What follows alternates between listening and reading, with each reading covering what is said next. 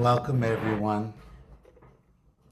Join us in welcoming musical legend Kenny Vance. Kenny has lived an incredible life. His career has spanned more than 60 years. Now, his hit film Heart and Soul is the number one streaming documentary on Amazon. He started his first band at the age of 15, the Harbor Lights, co founded Jay and the Americans, opened for both the Beatles and the Rolling Stones.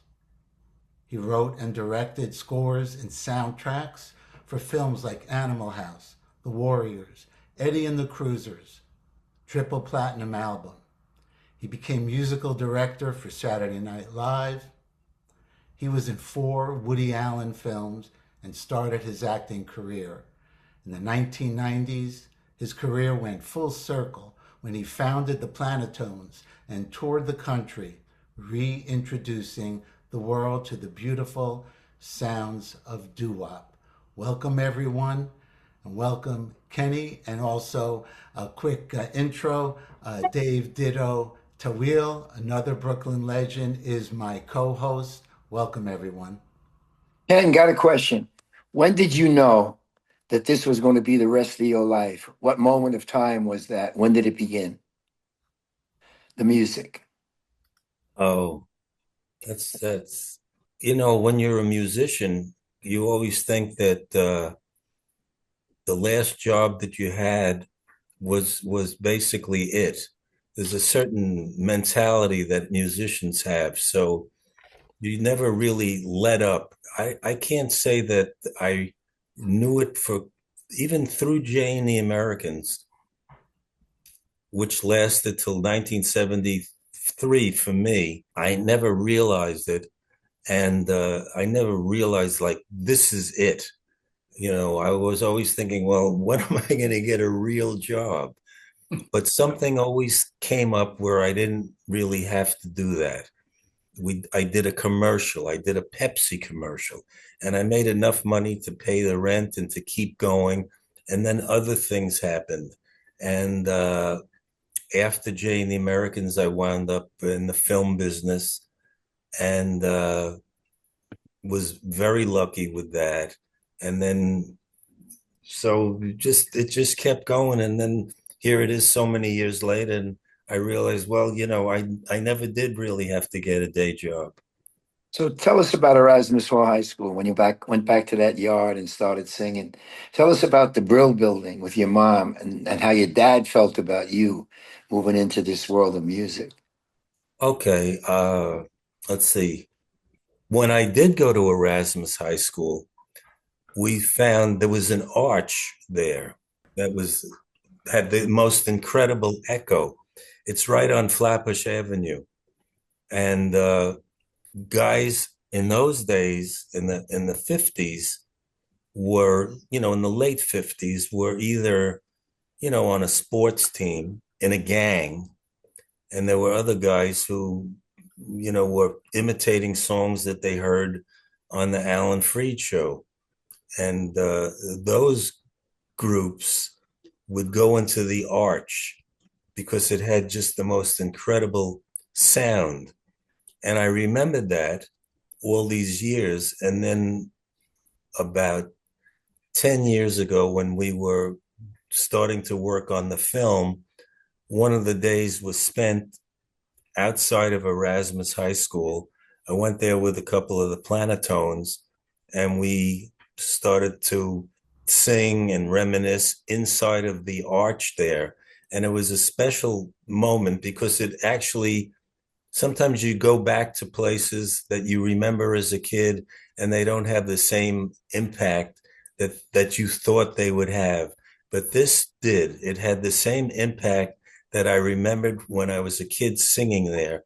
And it was just a special moment. We have it all filmed. And so one day I'll revisit that and possibly do a sequel to the film that we just put out called Heart and Soul, a love story. Tell us about the Brill Building and your mom sending you back. That's a great story. Well, that's years later. We basically had a friend by the name of Terry Phillips who was working in the Brill Building as a songwriter. And Jerry Lieber and Mike Stoller, who were the two iconic godfathers of this music, they wrote Hound Dog, they wrote Jailhouse Rock, they produced Elvis Presley, they produced Big Mama Thornton singing Hound Dog, they wrote Yakety Yak, Charlie Brown, Searching for the Coasters, they wrote Drip Drop and Ruby Baby for the Drifters, and were just instrumental in starting all kinds of people like Phil Spector, like Jeff Barry, Ellie Greenwich, who wrote Be My Baby, and many, many other people from that time. And so he got us an audition. And so we met Jay Traynor, who was actually had taken the place of the lead singer of the Mystics. And he's the lead singer on a song called Blue Star. And we worked with him, me, Sandy, Howie, and Jay Traynor. The four of us got an audition to sing for Jerry Lieber and Mike Stoller. So we went up to the Brill Building, and which was on 49th and Broadway, and the Colony Records was on one side of the Brill Building, and on the other side was Jack Dempsey's, which was a restaurant. And we went in, and we were terrified. And we had learned a song called "Wisdom of a Fool" originally by the Five Keys. And how old were you at that point? I'm Jay Traynor is 17. I'm 17 turning 18.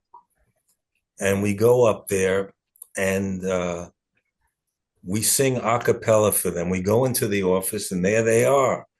And we were like these kids, and we basically go into the song. And as it turned out, they loved what they heard. They were impressed. And they said, we'd like to record you guys, and can we could come back tomorrow, and we have some ideas about what we'd like to record. So we went back the next day, and we walk in, and the whole vibe was different. And they said, we really like you guys, but we really don't have the time. We're working with Elvis Presley, we're working with the Coasters, we're working with the Drifters. So we were dejected, and I wound up going home, taking the train back down towards Flatbush Avenue, and I went into the house, and my mother, of course, she detected that there was something wrong. So she said, "What happened?" And I said to her, "Well, they changed their minds. They don't want to record us." And so she says, she paused for a moment, and she says, "You've been in the business a long time." And she says, "You go back there tomorrow and tell them that they can't do this to you." That's beautiful. So I thought to myself, what do you mean? I've been in the business 2 weeks. You're 11 years old. How long could you be in the business? 17. So I wound up, taking the subway back up Flatbush Avenue, got off at 49th Street, and went up 51st Street, actually. And then I walked up 49th Street back to the Brill Building, and I went up to their office. I think it was on the 9th floor. And I remember the receptionist, her name was Bonnie. And I said, "Do you think," I was like a timid mouse. This is the next day? This is the next day? The next day, okay. And it was like, I went in and I knocked on the door, and so I said I wanted to speak to Jerry and Mike. So she goes in and she comes back out, and she says, "Okay," she says, "they'll see you." So I walked in and I froze. Oh, shit. And I said, My mother told me to tell you guys that you can't do this to us. You bring up potato latkes or what? And they looked at each other. They looked at me and they said, you know what? Okay, tell the guys to come back tomorrow. That's The great. next day we came back, and then it was about and within the next month or two they recorded us. And the first record was Tonight from West Side Story. I think it was 1961. Wow. And then the second record, and it was a territorial hit. It sold about 40,000 in New York. And then we became stars in our neighborhood. And then the next record they made was She Cried, but the A side was Dawning, the flip side of that.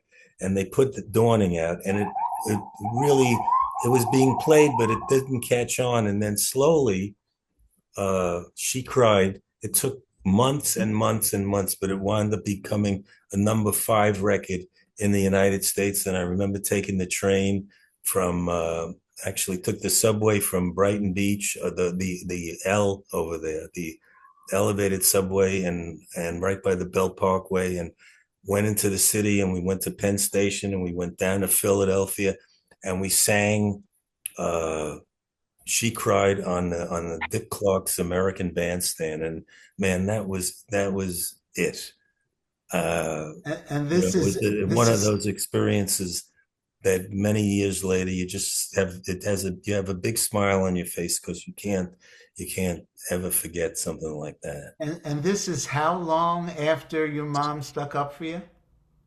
Oh, within the year, within the next, within the year, within the 8 months, 10 months, a year, when all of those things happened. Who are the What was guys your who influenced you most at that time, Ken? Who were the people that I Well, gotta they be? they didn't realize they were influencing me, but I would. We had a phonograph player, a record player in the basement of my house, and I would go down there. In those days, there were a few fly-by-night record stores that sold 45s. There was one, Halpern's, I remember it, right across the street on Flatbush Avenue from the Arch, from Erasmus High School. And so you could get 45s there. And there was another place in probably Steve's father, like in Sheepshead Bay, in and Brighton Beach? in He Brighton had Beach, for and then there 37 was one years, 27 years. in one in on I'm not sure You said Bay exactly. Road there was one. Yeah, there were a few, and you'd go in there and you'd have records by James Shepherd and the Heartbeats, and there'd be records by the Clovers, records by the Penguins, records by a group that I always loved, which was the Channels. The Closer You Are by the Channels, and then as time went by, Louis Lyman and the Teen Chords with I'm Hmm. So Happy and Lydia, and so I would take those records home and listen to them. And I think the one person I always appreciated Earl Lewis, who was the lead singer of the Channels, and I appreciated Richard Blandon from the Dubs, and I appreciated Arlene Smith. I mean, she killed everybody with Maybe and He's Gone, and I loved James Shepherd from the Heartbeats. You're 1,000 miles away, and somebody like that really, his pathos and his sincerity really, really touched me. So, I mean, so what happened after that, guys, was that uh, it wasn't soon after that I was influenced by those records that I heard on the Alan Freed show. But then Alan Freed announced that he was going to have the first ever. Now this is important. To me anyway, it's That was important the because beginning. this was Yeah. the first ever rock and roll show in anywhere really, at the Brooklyn Paramount Theater. That was the birth of rock and roll. It really was the birth of rock and roll, you know. Were And you there that night? Were you there that night? I was there one of those nights. I don't know if I was there the first night, but the shows would run for Christmas shows, would run 10 days, run for Easter show Yeah. and the Labor Day show. And I was there.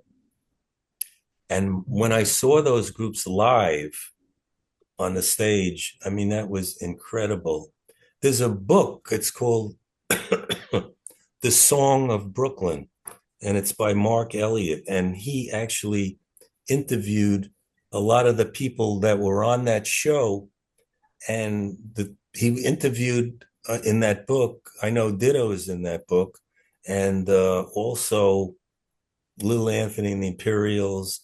And a surprise interview is with Cleve Duncan from the Penguins, because they were from Los Angeles. They made Earth Angel in Los Angeles, but they came to play at the Brooklyn Paramount, and they got a reception there that, that 50 years later, when they were interviewed for the book, the guy never forgot that, because that audience in Brooklyn let them know how much they were loved, and they Mhm. gave them the adulation and the screaming and the passion that shot through all of the performers. Mhm. And it was that moment, I believe, in Brooklyn, where the spark, as Dave was saying, of rock and roll really was born, as we as we And in as we you, learned to Kenny, know it. and the spark in you, Kenny, that you took to your 80s.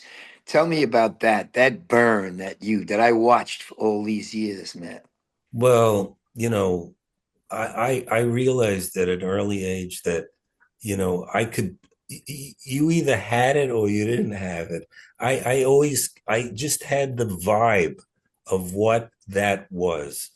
I think some words fall short of capturing what an emotion is. It's very difficult to describe an emotion, but I think the best version that I've ever heard of it is when Paul Simon inducted the Moonglows into the Rock and Roll Hall of Fame. And I can't say that I can remember it exactly, but if you go on YouTube and you look up Paul Simon inducting the Moonglows into the Rock and Roll of Fame, he basically said, I heard sincerely and it was perfect. So it's the truth in that moment. Talk to me about Smith and when you met her in Heart and Soul. I was crying throughout that entire moment. Right before you said that, you hit on something that I just wanted to elaborate on, and that was, there's something spiritual about it.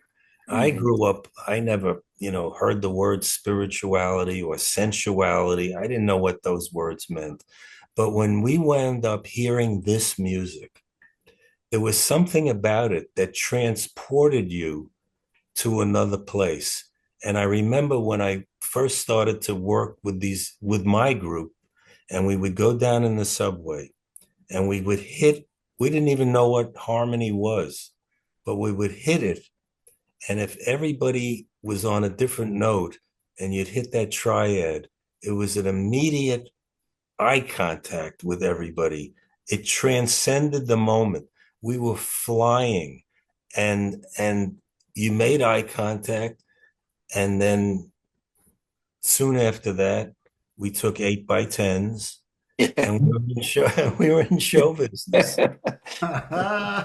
Again, Probably, Dave, the same kind of feeling that you must have had when played basketball. what do you mean had, white man? Ken, Yeah. that Michael Jordan burn that's inside of you for music. Hmm. I mean, you felt that as a boy. I can only sense it had to be in you as a boy. Absolutely. It was in me, but I didn't know what it was. I mean, it could have been in a lot of people, but they weren't as lucky as I was to have an outlet for it. The fact that I learned it from my teachers, the the James Shepherds and the people from the Dubs and people from the Channels and those guys, Frankie Lyman and Louis Lyman, and I basically learned it from them and I could imitate them. But then when I wound up going into the subway to sing a cappella because it was a great echo sound, and actually we hit a note and we could sing Gloria by the Cadillacs. It was like, it was just out of this world. It was a spiritual moment that where you bonded with the other people that you were singing with, and things like that, never happened to me anywhere else. Take me to that moment, Ken. I mean, take me from Brighton Beach on the boardwalk on Coney Island Avenue to opening up for the Beatles and the Rolling Stones. Take me to that. Take us to that. Take us to that. Did you get to Well, meet the Beatles? Did you get to meet any of those guys? yeah, I mean, Oh, I could. wow.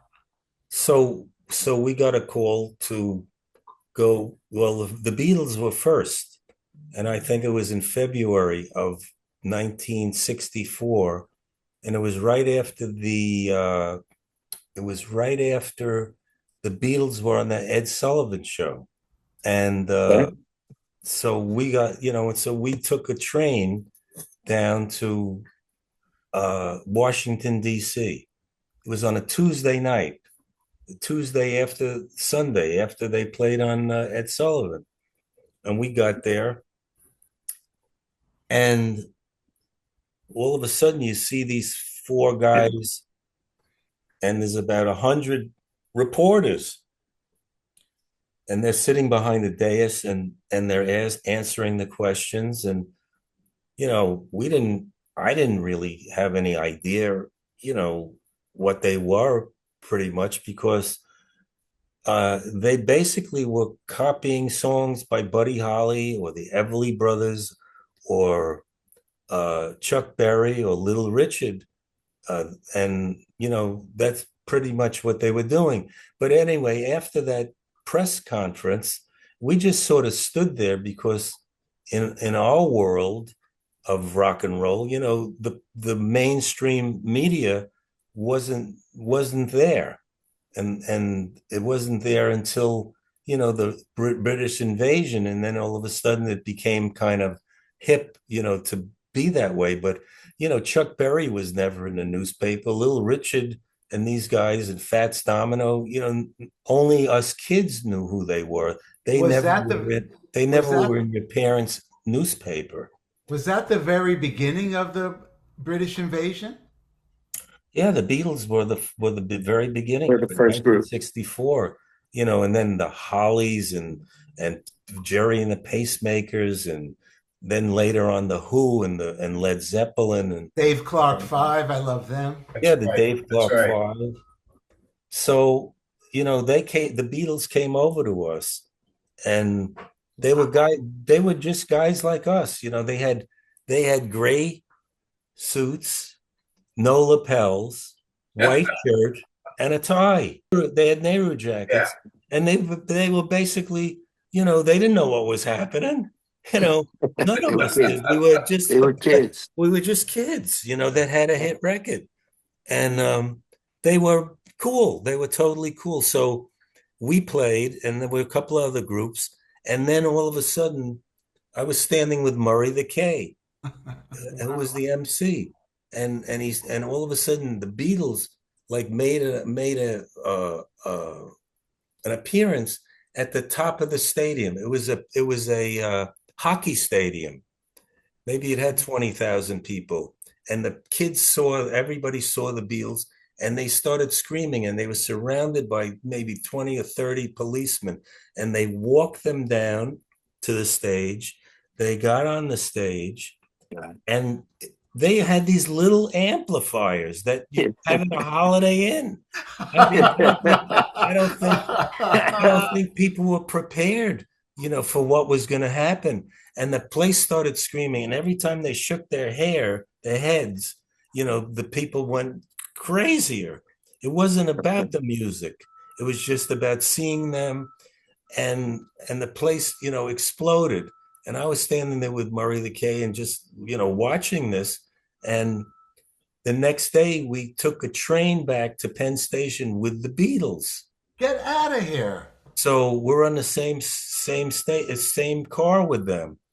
And, whatever, we talked to them a little bit, and we wound up pulling into Penn Station, and we're looking out the window, and there's thousands of people there. It was like a scene out of Hard Day's Night.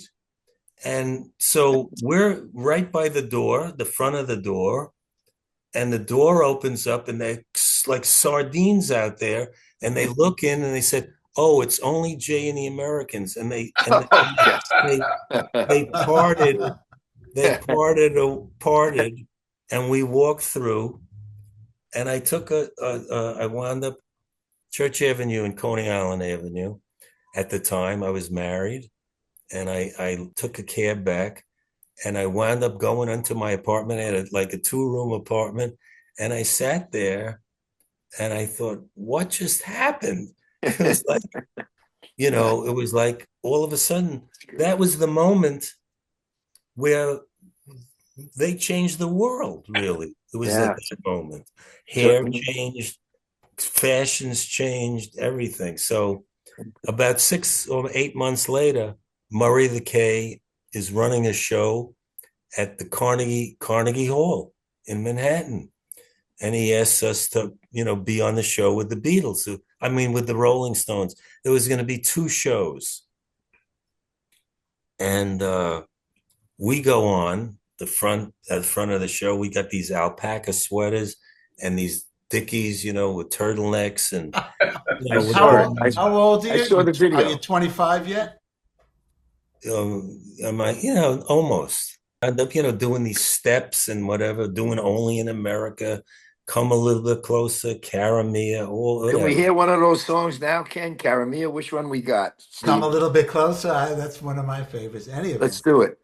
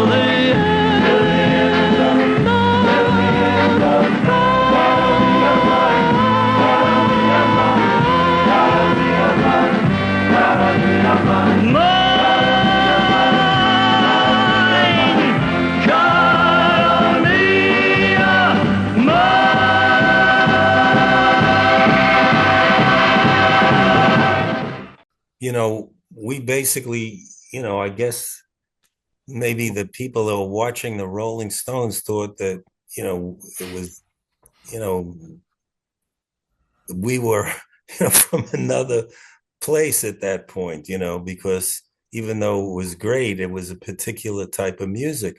And the Stones, I remember we shared the dressing room with them.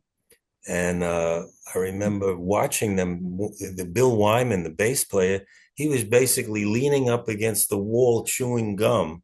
And I thought, what does that have to do? We were doing steps and everything, and these guys were just lounging around. And then Murray the K says, we had to do two shows. So he says to us, oh, by the way, you guys got to close the second show. So I said, we can't follow the Rolling Stones. He says, if you don't do it, he says, there's going to be a riot. Oh, God. So we acquiesced and said, okay, so they go on and the people are going crazy and the girls are leaping for the stage, leaping out of their chairs, going crazy. And then they finish their set and they're sneaking them out of the back. And Murray the Case says, right now from Brooklyn, New York, Jay and the Americans. And we come out and we're singing Only in America. And while we're singing the song, Dave, the audience is getting up and running out the back door. So what happened was They knew. they knew what was happening. And so we basically finished the song and we had cleared Carnegie Hall out. The whole audience was gone. I got off the stage and I thought to myself, I better get a guitar. And that pretty much was the reason why I started to play the guitar. Kenny, got a question. What do you want the world to know about doo-wop? Well, doo-wop to me, first of all, I really never liked the term. And it was never called that, when I was a kid. And it never had a negative connotation. I think, the resistance that we had towards this film when we first started to try to get it into film festivals, it has a negative connotation. And my whole thing with this film is that we're getting a chance to dispel that notion. The music that I heard as a kid was never called doo-wop. People wound up thinking as the years went by that doo-wop was something that was on happy days or that was, kind of corny. And it's far from that. It's the most incredible music because The poetry. when it was Talk about the conversation with Pitts in the I car. could sort of add to that. I would like to ask him a question about that. sure. What made you, well, I know I liked it too, very, very much, but what made you drawn to the 4 and 5 part harmony like I was, like the playmates, the four aces, the four lads, the four preps, and everything for us village elders, instead of going like with, you know, the big wall of sound or something like that? What made you so attracted to the 4 and 5 part harmony like I was?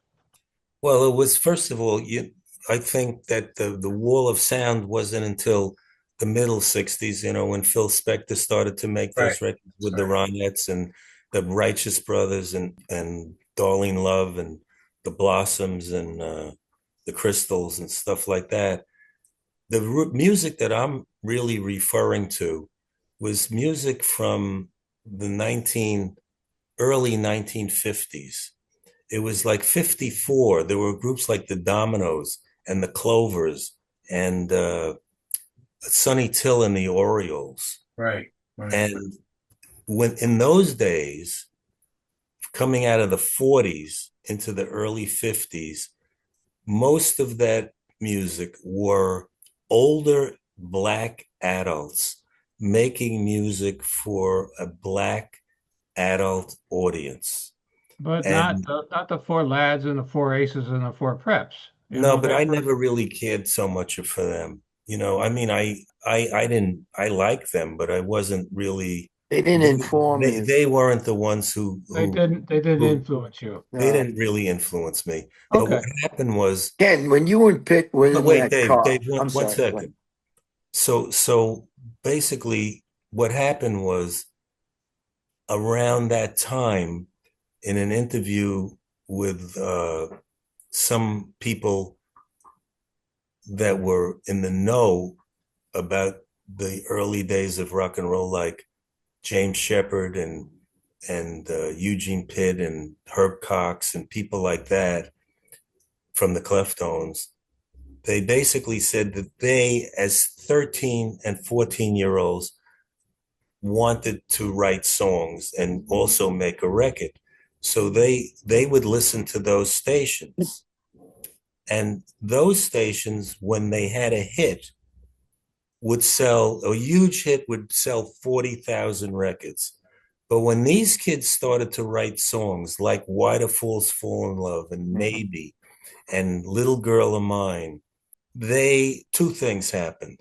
One was there was no such thing as a rock and roll musician, so they hired guys that played jazz in Birdland, guys who were born in 1890, and these guys were adults, and they played on these records, and that's why when you hear the 55 records that are in Heart and Soul, a Love Story, those records, if those records were crap, there'd be no movie. But those records were infused by these adults, and these kids wrote songs that were hybrids of those songs. So they created a new music. There were no records that preceded Little, Little, yeah. There was no records like that.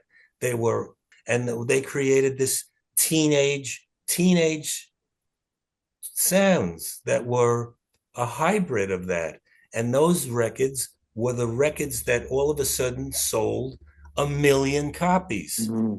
And that's created a revolution in the United States that to this day exists. And I'll explain that those records created a, a youth market. Who's buying these records? Teenage girls are buying these records.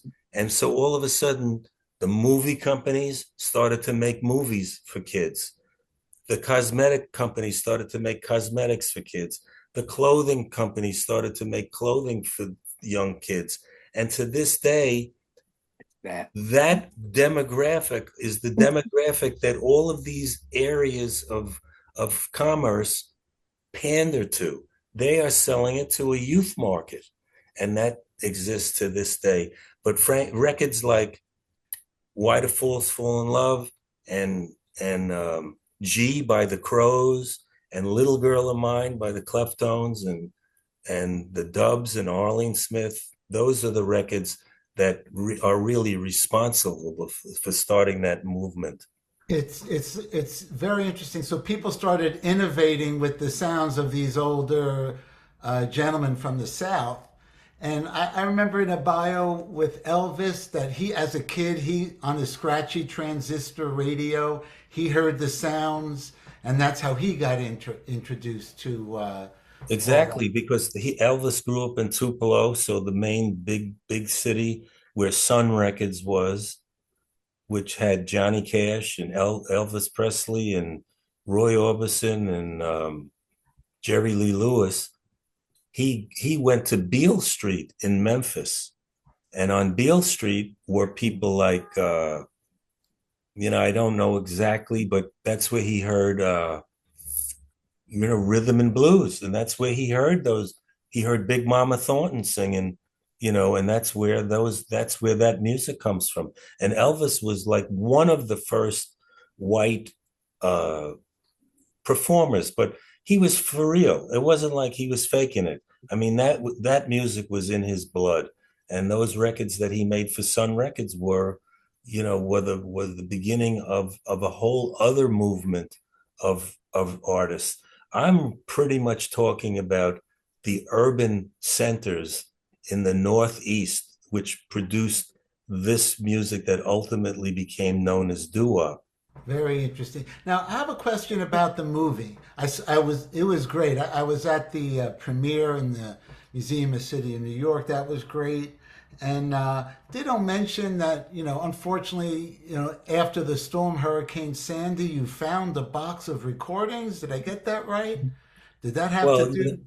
yeah, I mean, I was playing with the Planetones on a like a Time Life, cruise. They would have these cruises, oldies cruises with Dion and Frankie Avalon, and those people were on the cruise, and we were on a cruise, and basically, I saw the weather change, and the house was that I lived in for 40 years was washed out to sea. But when I went back to the house a few days afterwards, I found, a bunch of CDs that were on top. My kitchen was somewhat intact, and on top of it was a floor, and there were no walls and no sky, no ceiling, all just sky, So the whole house was obliterated. obliterated. And I Oh went my up there God. with a ladder, and it was my office where I had a desk, and there were a bunch of CDs that I had in there, and DVDs and CDs, and inside of plastic bags, and they were pretty much preserved. And I was living in a FEMA hotel in Staten Island, and over the weeks and months of being there, I would look at what I had salvaged from the house, which wasn't much, but they were it was the spark of the idea to try to acquire all of the footage, that wound up being Heart and Soul, a love story. How long did it take you to do that film, Ken? How long? Well, I would say at least 8, maybe 10 years, you know, pretty much, uh, because, having the spark of an idea is one thing, but actually, taking the ball over the finish line and over the goal line is a life's journey. Kenny, yeah, you opened you Black History Month at the Grammy Museum. Yeah. Heart and Soul was the opening movie. Tell Yeah. me how you see how that reached the Black community, because they were your soulmates, they were your comrades, they were your teammates throughout this Oh, yeah. entire Oh, enterprise. yeah. If you go on Heart and Soul, the movie.com, you'll see I was recently given an award at the Long Island Music Hall of Fame, a legacy award. A lot of people were beautiful, gracious enough to do a tribute to me. Chaz Palminteri and uh, cousin Brucey and Tony Orlando and Paul Schaefer. And I hope I'm leaving a few people out, but excuse me. And there was when we did the Grammy Museum for Black History Month, there was a guy that most of the doo-wop people don't know, but I got to know, a beautiful, beautiful man by the name of Chris Reed. a group that he was in called Kid and Play. And he came up and he did a tribute to me, and he wrote a poem on the spot. And that we included that in when we did the Long Island Music Hall of Fame. And if you get a chance, it's so heartfelt and so genius and so right on the money of what he wrote, that I will cherish it for my whole life. And so Beautiful. so yeah, because Ken, tell us about the Saturday. everybody that night, and I would say it was mostly an African American audience, were coming over to me and hugging me and saying, "Thank you for doing this. Mhm. This was so long overdue, and was so thrilled that you honored our community." Ken, when Pitch said to you in Heart and Soul, we were singing love songs to the girls that we were going to marry as kids, that just broke me up. He's in that car scene. Oh, for he's such a brilliant songwriter and Mhm. such a beautiful human being and so talented that most people really don't have any idea how gifted and talented he is. And one Who of the is this? Who stories we he talking told me, about? Eugene Pitts. Okay. Pitt from the Jive Five, and one story all the doo-wop and aficionados will appreciate this. So he said to me, he says, my father was in the Golden Gate Quartet, which was a famous gospel quartet, and famous. And he says, but he taught us how to sing. So he tells me how he taught them. He said he put one guy on one end of the room, one guy on the other end of the room, and two guys on the side wall. So each guy had his own wall, and he put the lead singer in the middle. This way, when each guy sang his part, none of the other guys would lean on his note. So he got them to understand what it was to sing harmony. And he said, and we did it every day for 2 years before we did our audition at God, I forgot the name of the label, but at the record company. And the guy said, do you have any original songs? And he says, yeah, we got one that I don't really like that much because it's about me. I wrote it, and it's called My True Story. Oh yeah. We sang the song for the producer there, and he says, that's a hit. That's a hit. And a couple of weeks later, we recorded it. And in 1960, it was a huge, top 5 record in the United States. Ken, I'm going to ask you to take us to Saturday Night Live and that experience. Well, what time we got? I have at least one more question too. Yeah, let's place another one of those. Or another song and another song. Yeah, right. I mean, which one would you like so you could take a break for a sec? I liked Your Way. All right, let's find it. Beautiful. Well, or The Way You Look Tonight at a Rehearsal. All right, I got that. That was great. Okay, let's do that.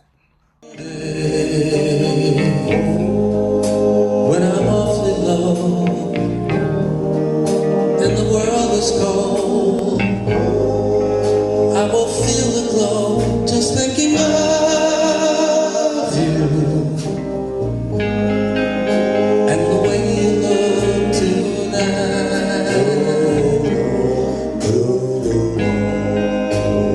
Oh, you're lovely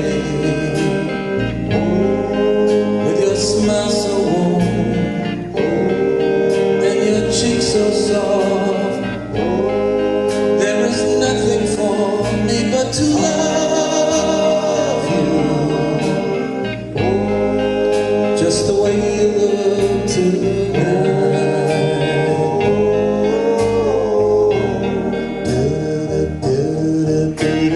With each word, your tenderness grows, tearing my fears apart.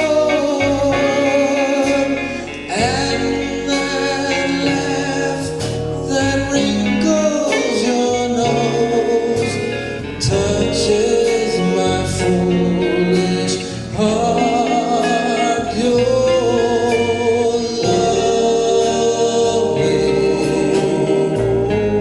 Never, never change. Keep that breathless charm. Won't you please arrange it? 'Cause I love you, just the way you look tonight.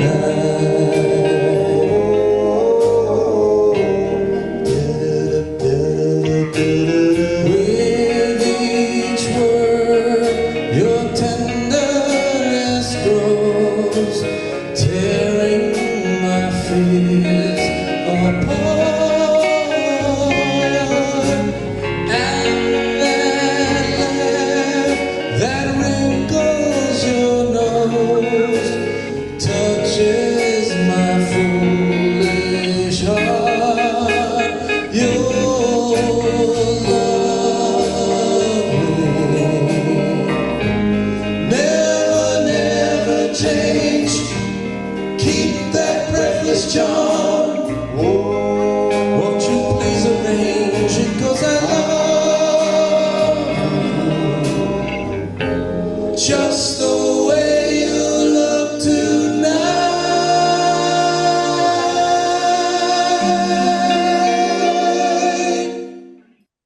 Ken, your legacy.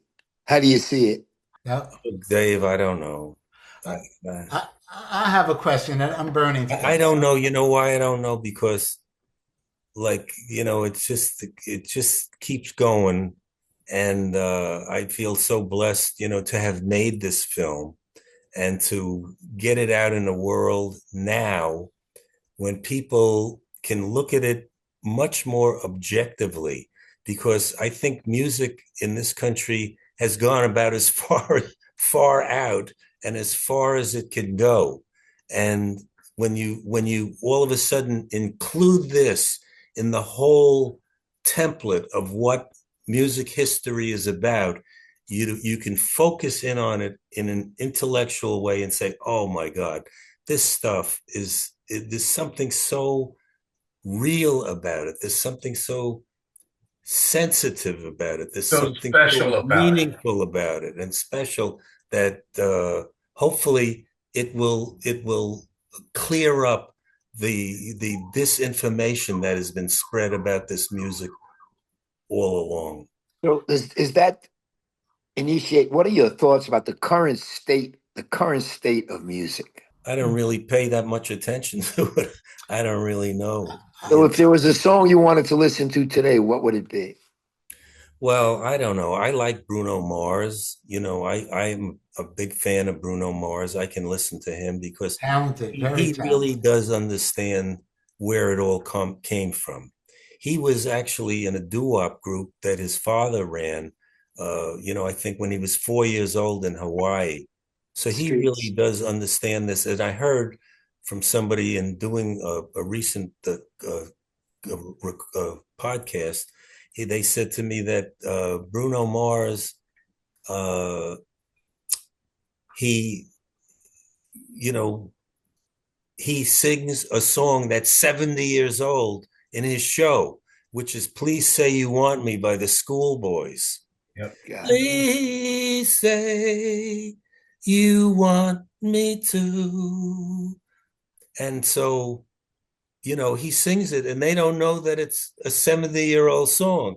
They think it's his. And so it just goes to show you, if you present this to people and they don't have a stigma attached to it, they'll embrace it. That's phenomenal. And Bruno Mars is very talented. He's excellent. I have a question. We're gonna go. We go back to the Brill Building for a second? You told me that there were some afternoons you had an office there for a while. Is that right? Yeah, we had, well, many years later, I think like around the 1968, 67, 68, we decided to open a production company there, kind of like Jerry Lieber and Mike Stoller had. And we Who opened was we? Who'd you do it with? with the J and the Americans. It was Great. called JATA, JATA, JATA. And we had a production company there. Yes.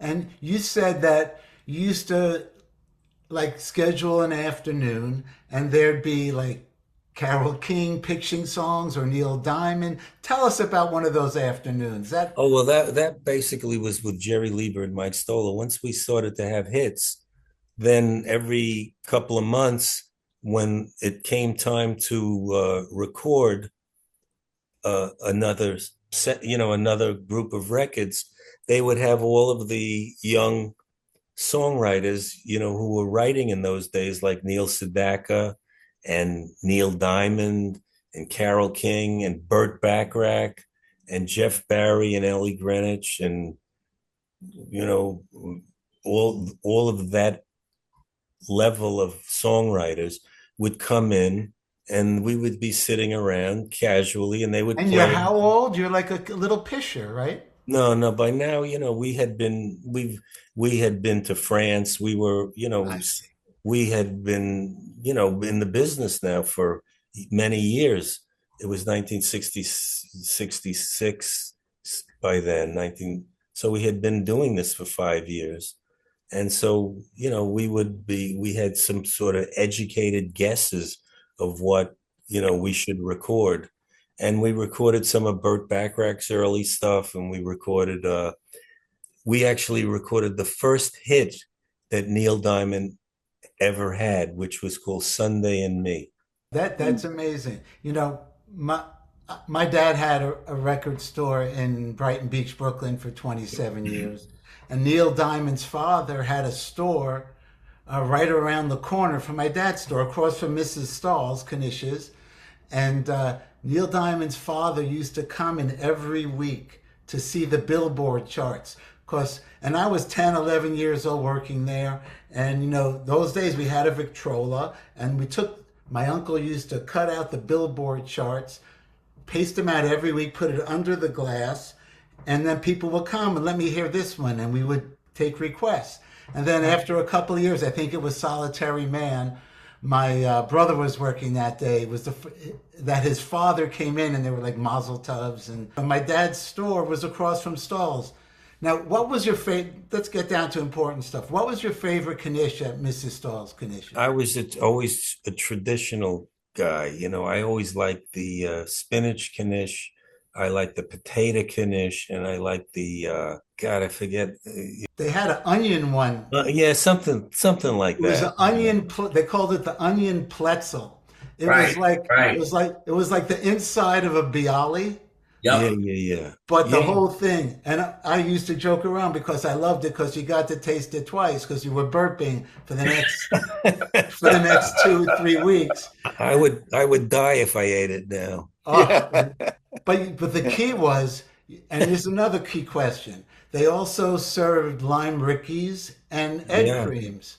Mm-hmm. So which did you prefer? I guess egg creams are the classic. Well, both, you know, depending on the day or the mood, but both, I love both. And on a serious note, tell me about what it felt like to be working with Ladd and your niece. Oh, well, in the last incarnation of the Planetones, which was, you know, like less than a year ago, maybe 8 months ago, we played at a private party in Palm Beach. And before that, we played at a couple of the theater at Del Rey, and we played at the Mohegan Sun. And so my son has been singing with me for at least maybe 5 years, and he, you know, we sort of, you know, got him on the same page as us, because you almost had to grow up with this to understand the idiom and the feel. It has a certain feel. You could teach the people the notes, but if they don't have the feel for it, they're not going to get it. But he wound up, you know, owning the feel. And then I would do a bunch of duets with him, and it was thrilling, you know, to share that aspect of myself with my son. And then my niece surprised me one night, and she also could sing. And she told me, she's 30, and she told me that when she was a kid, the only music that she would listen to was my music, you know, was the Planetones. Uncle and Kenny. She basically she could imitate, you know, my feel. So then I said to her, well, you know, we got a few shows, and I want you to come and sing with us. And it was just, I was so blessed to be able to share that with her, to share that experience with her, and to also, you know, have my son Ladd there and experience it, and have the three of us experience it together. And hopefully, as time goes by, you know, we'll get a chance to do that again at some point. Ken, there was a moment I was with you when you came off stage and you said, Dave, did you hear that? My God, did you hear that? And I'm saying to myself, Ken's 80-something years old, and he's still saying, did you hear how wonderful that sound was? Did you live for that sound, Ken? Oh, yeah, that was Dave. You know, you and I have shared so many, you know, beautiful memories together. We went out to California together, to the Grammy Museum. We were blessed to play at the Lake City, Iowa, yeah. at the Buddy Holly Yeah. dance every year. and remembrance of the flight that he took in Lake City, Iowa, probably in 1958. And every year since that tragedy, they have an event there, and thousands of people show up to this day from all over the world. They were from Germany, and they were from Japan, and they were from Spain, and they were from England, and of course all through the United States. And Kenny Vance and the Planetones was not a household name, and I would be there. Sometimes we'd be selling the CDs, and there'd be a big line around. And I would say to people, "How do you know us?" And they say, "We know you from YouTube." Mm-hmm.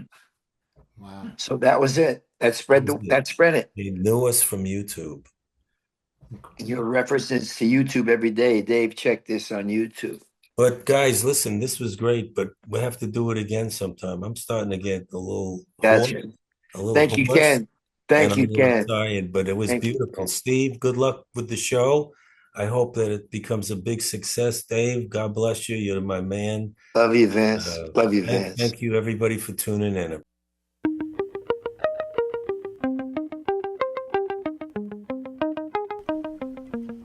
All I do is think of you, and all I want, your love so true.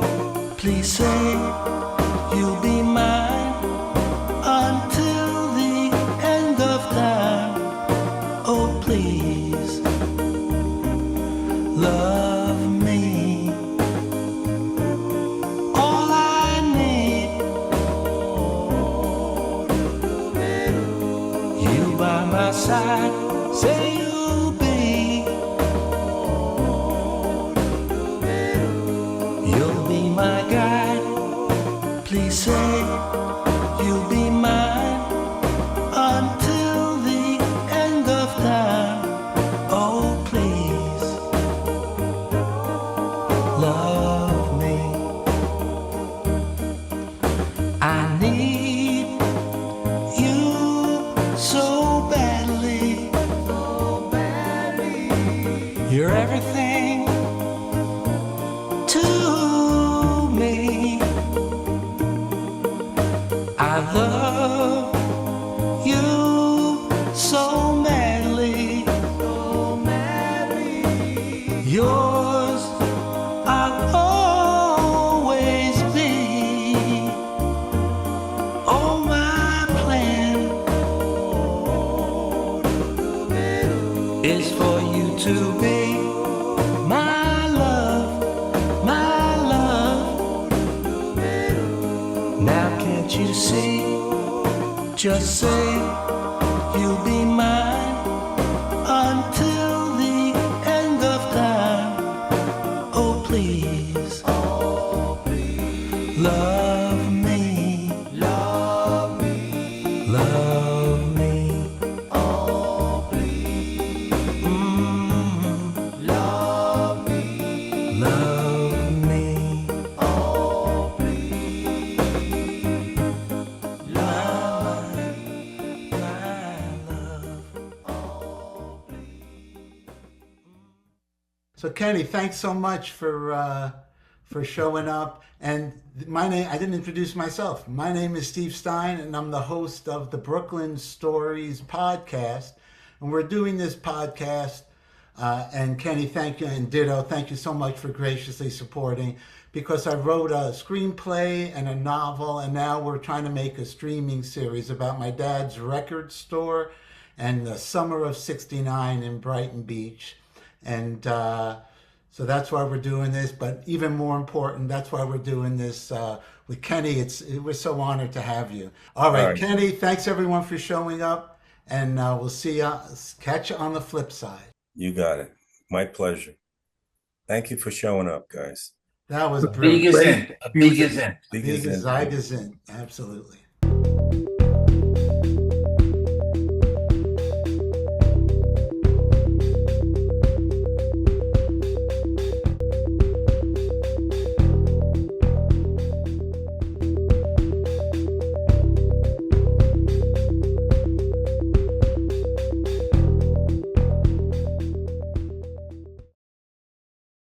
You know, in those days, the way groups started, none of us really knew any music. So if you were lucky enough to have three guys hit three different notes, the next day we bought suits and took pictures. And here it is, Alan Freed's Rock and Roll Party. I remember hearing Alan Freed on the radio. He was having a rock and roll show. No one knew what that was. I took the subway to the Brooklyn Paramount. It was the most unbelievable thing I'd ever seen in my life. Everybody could sing their ass off. When you heard all of those harmonies interchanging, it was beautiful. I had never seen choreography like that in my life. I love to look out in the audience. You could feel it, people enjoying themselves. The major record companies all of a sudden had to take notice and say, what are these guys doing? Once the note comes down and you can feel the vibration of the harmony, there's nothing like it. My father trained us to sing gospel. When we got out in the street, that's when we sang doo-wop. Baby, baby, how I want you. George Goldner, he was a cat who made records, signed groups, owned the record company. How would you like to look at a gold record with your name on it and not get paid for it? When it's sold, someone says, well, how much did you make? And we go, well, we didn't really make anything. They stopped promoting us. I still get a little, when I talk about it. Next thing I know, it ain't what it was. So now I hit the bottom. Wham! It's rock and roll. It is now. And when that light comes on, like you hear that music, that's it. No matter how bad you feel, it's showtime. You guys have been together since you're teenagers. Right. And to still be together and to have made it through, it's a miracle. We've carried these songs with us through the years. They live inside of us. I just enjoyed it so much that I did it for 42 years. This is where it all started.